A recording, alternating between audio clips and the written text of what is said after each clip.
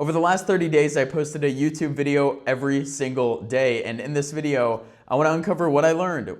Is it worth it? What are the findings, the insights? And what was the analytics of my channel? How did my channel actually grow or do performance-wise? And what did I learn? And what am I going to do in the future? So one of the biggest things that I want to start here is that it's not just about the consistency. It's like so many creators are going to be like, oh, it taught me how to be consistent. But that's just what you have to do through this challenge of posting every day for 30 days. That wasn't the big sort of takeaway. I think the biggest thing for me right now, or at least one of the pillars of the big things, is that it taught me how to be more confident in how I show up, how I speak in front of the camera. And that in and of itself is one of the biggest things that I would say has helped me. Right? It's like if you go back to my first video within this challenge, you're gonna see how I was on camera. You're gonna look at me, and I'll even put a little clip here, right here. And there are millions of people that do that same thing, and I think they're all competing on the same game. And if we sort of apply the game theory, ideology, and principles, and so it's pretty clear that this made me, better, quicker. It compressed the learning curve, which was one of the biggest takeaways that I had throughout this journey. And another really interesting takeaway is that the idea generation process, it's like, it made me realize like what actually, in terms of long form content, what do people actually like? What do people want to watch? It's like, I started with the boring content, then I experimented with a bunch of thumbnails, titles, different topics. Am I going narrow? Am I going broad? It gave me just this bigger data set to realize it's like, how does attention on the long form platform, YouTube, work? What are people actually interested in? This is different game than Instagram. And so you can't think your way to becoming a good creator. You literally need the reps and the evidence so that you can make informed decisions moving forward. And that's what this 30-day challenge was all about. And this actually opened up a whole idea generation process that I developed. I started writing and I started researching more, and I started really just being obsessed with like increasing my understanding of topics that I wanted to talk about so I could share them with my audience. But the thing is that I started out complex, and complexity really increased the resistance of understanding. And so I needed to like dumb everything down and really just realize that like I'm talking to someone who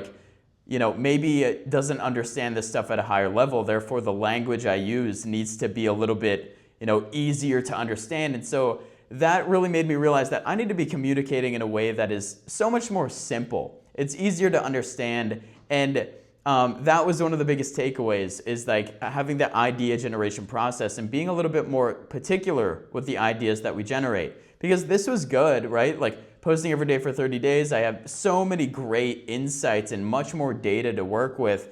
But the fact in the matter is that, the ideas are way more important than I initially realized when starting this journey. I was like, oh, I'll just talk about topics that I was interested in.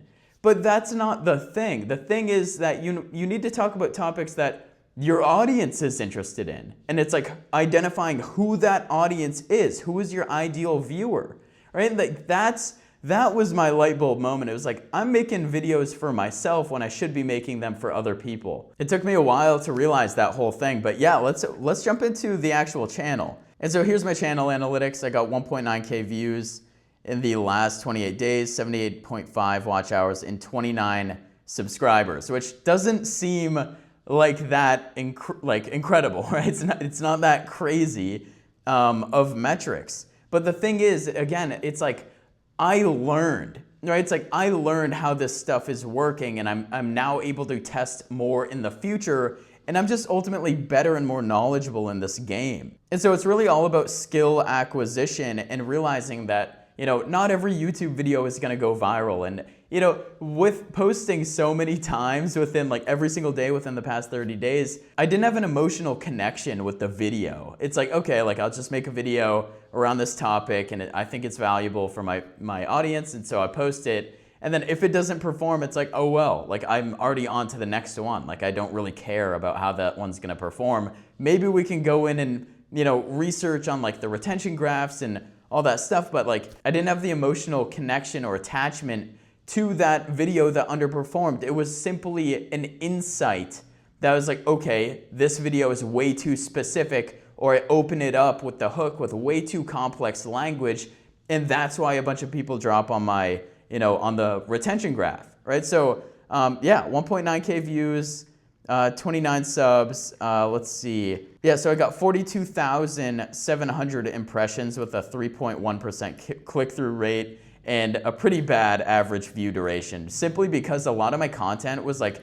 sitting down, talking head, sort of boring, slower style. And that's how I started, because I really wanted to just get more comfortable in front of the camera, figure out what am I actually gonna talk about? Like, where does my brain go in specific directions? And how do I get better at this? And the only way to get better at it is by sitting down and doing it. And so if we go over here, we can see, huge retention. It's like the hooks are clearly, suffering within my content, right? And so it's like we can see, most of the 42% of the traffic came from browse features, 24% suggested.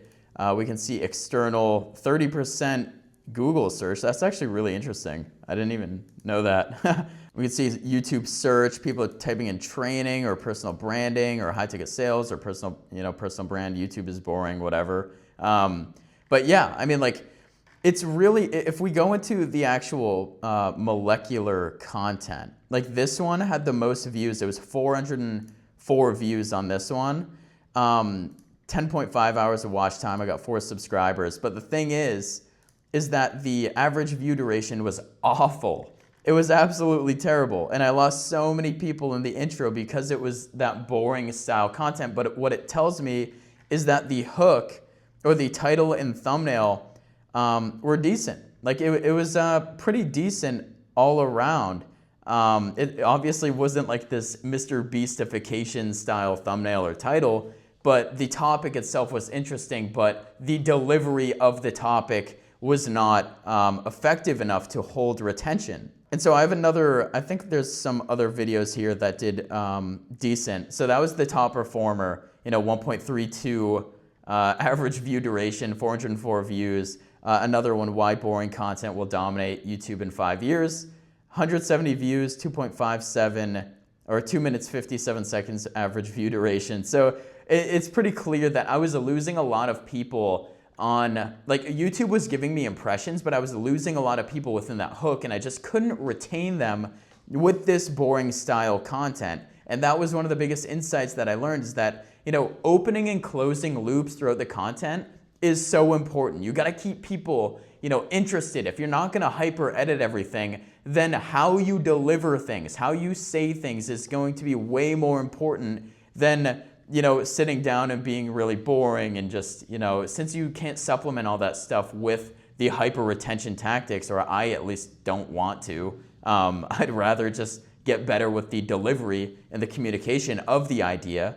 That's sort of my takeaway there. And so all of this has shifted sort of my thesis on what I'm gonna be doing, moving forward. It's like the boring content, the problem with it is that it doesn't propel you into more views. And, I'm optimizing for my business. I'm optimizing for building the school community. And so I need to go a little bit more broad within that specific scope or umbrella. And how do we do that? I have to use what I learned here and basically find the broader style topics that did well with that click-through rate and with the title and the delivery and the packaging.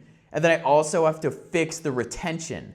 It's like, how do I open and close more loops throughout the video so that people can stay and watch longer? So that's really like mainly the insights that I've got from the analytics point of view, but most importantly, I have the evidence of what is actually going on and what direction I need to move in now, and being more comfortable and confident on camera and how I communicate. That was one of the biggest things. Again, like looking back at my first day versus now, it's like I'm just so much more confident in how I show up and how I deliver, how I ideate, how I, have this entire process of generating ideas, writing them out, understanding them at a deeper level and applying them to sort of the strategy or meta level thinking layer into my YouTube and actual execution layer. So yeah, I mean, hopefully this is helpful. As always, I will see you guys in the next one. Peace out.